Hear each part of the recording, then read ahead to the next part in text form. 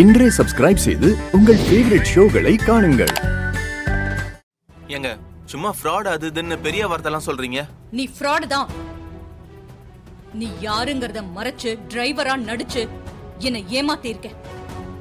அது ஃப்ராட் தனம் இல்லையா? பொய்யே ஏமாத்த வேலை இது ரெண்டுமே எனக்கு பிடிக்கவே பிடிக்காது. என்னால உன்னை மன்னிக்கவே முடியாது. ஏன் பொண்ணு உனக்கு கிடையாது. வெளியே போ.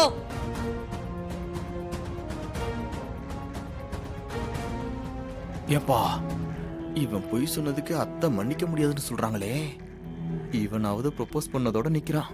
ஆனா நீ டிரைவரா நடிச்சு பாட்டியோட பேரன்ற உண்மையும் மறைச்சு அதோட ரேவதியையும் கல்யாணம் பண்ணிருக்க. இதெல்லாம் உங்களுக்கு தெரிஞ்சா என்ன தண்டனை கொடுப்பாங்கன்னு நினைச்சாலே பயமா இருக்குப்பா. அக்கா,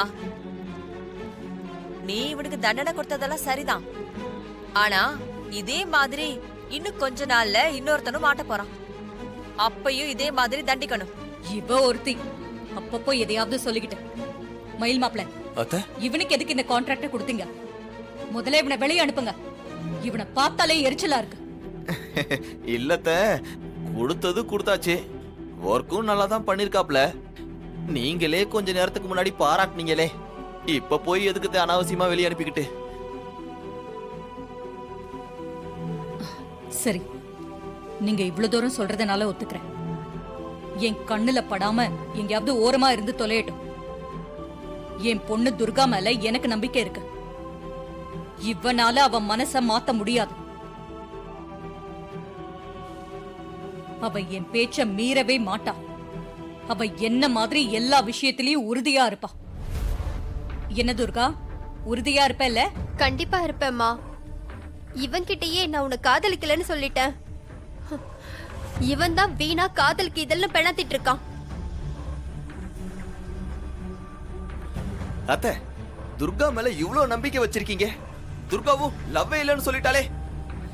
அப்புறம் எதுக்கு தான் இவனெல்லாம் ஒரு ஆளா நினைச்சு கவலைப்பட்டுக்கிட்டு? நாம ஃபங்க்ஷன் வேலையை பார்ப்போம்.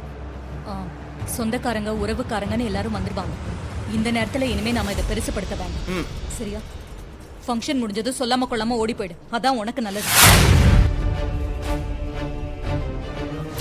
ஏதோ சிவகாமி விஷயம்னு சொன்னீங்களே, அது என்ன விஷயம்னு தெரிஞ்சுக்கலாமா?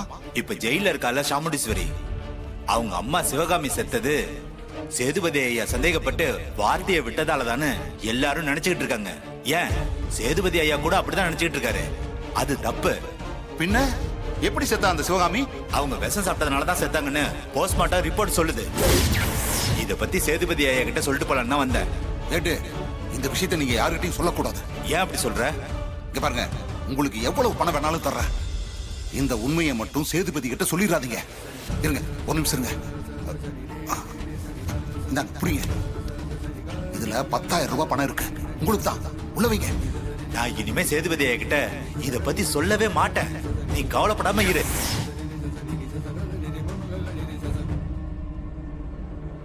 அம்மா சாமுண்டீஸ்வரி, உண்மையிலேயே உங்க அம்மா சாவுக்கு சேதுபதி ஐயா காரணம் கிடையாது. எல்லாத்துக்கும் காரணம் அந்த சிவனாண்டியோட சித்தப்பன் முத்துவேலு தான். அவன் தான் விஷம் வச்சு உங்க அம்மாவை கொன்னா. இந்த உண்மையை நான் சொல்ல வந்தப்ப பணத்தால என் வாயை அடிச்சுட்டா அந்த கேடுகட்ட முத்துவேலு. அந்த பாவம் தான் இப்ப நான் நிறைய கஷ்டங்களை அனுபவிச்சுக்கிட்டு இருக்கேன். என் மனசாட்சியே என்னை தினம் தினம் கொல்லுது. என்னை மன்னிச்சிடுமா, மன்னிச்சிரு.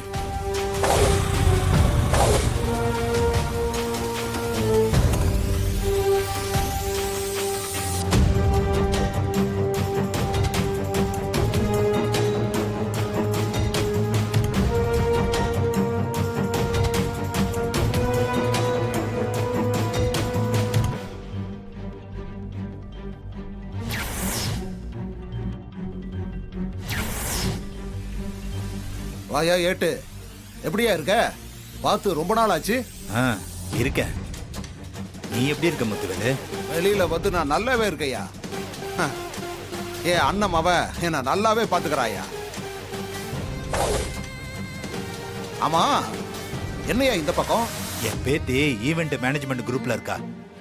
அதனால இந்த ஃபங்க்ஷனுக்கு வேலைக்கு வந்திருக்கா. அதான் விட்டுட்டு போலாமேன்னு வந்தேன். பேத்தியோட தானே வந்த?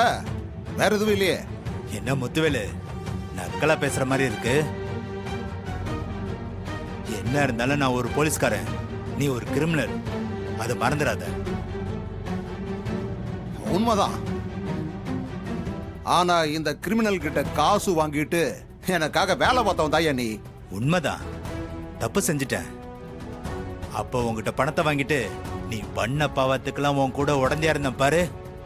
அதான் என் வாழ்க்கையில என்னால நிம்மதியாவே இருக்க முடியல.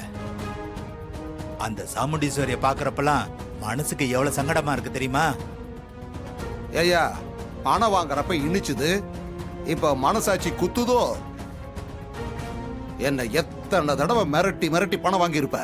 அந்த பாவத்துக்கு தாயா இன்னைக்கு என் வேலையை இழந்து இப்படி கஷ்டத்துக்கு மேல கஷ்டமா அனுபவிச்சுக்கிட்டு இருக்கேன். யோ, நீ எதையோ அனுபவியா, அத பத்திலாம் எனக்கு கவலை இல்ல. இத பாரு, வாங்கின காசுக்கு துரோகம் பண்ணாத. அந்த உண்மை இனிமேலும் யாருக்கும் தெரியக்கூடாது.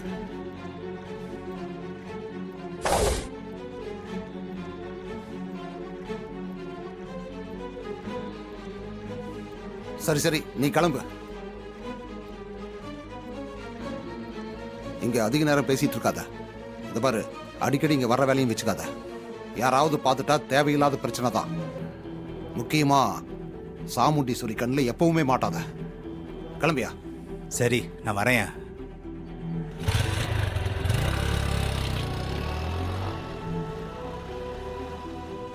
வா சிறுநாண்டி, எங்க இந்த ஃபங்க்ஷனுக்கு வரமாட்டியோன்னு நினைச்சேன். பரவாயில்ல, வந்துட்டேன். நீ வந்ததும் இல்லாம உன் சித்தப்பனையும் அழைச்சிட்டு வந்திருக்க.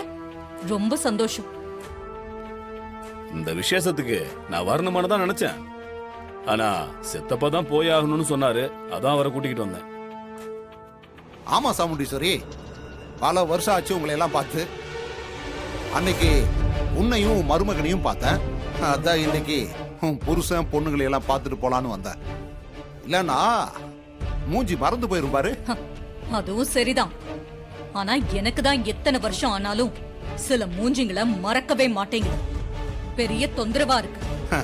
அப்படியா? எப்படியோ ஞாபகத்துல வச்சுக்கிட்டா சரிதான். இத்தனை வருஷம் வாழ்ந்துட்ட, அதுக்காகவாவது உன்னையும் உன் புருஷனையும் மனசார வாழ்த்திட்டு வயிற்றுக்கு வஞ்சனை இல்லாம சாப்பிட்டு போலான்னு வந்த. 5 வருஷமா ஜெயில் சாப்பாட்டை சாப்பிட்டு சாப்பிட்டு உன் நாக்கு செத்து போயிருக்கும். இங்க மட்டன், சிக்கன், ஃபிஷ் ஃப்ரைன்னு எல்லாம் செய்ய சொல்லிருக்கேன். நீ பக்கனையா சாப்பிட்டு போ. கூச்சம் நாச்சம் இல்லாம எவ்வளவு வேணாலும் சாப்பிடு.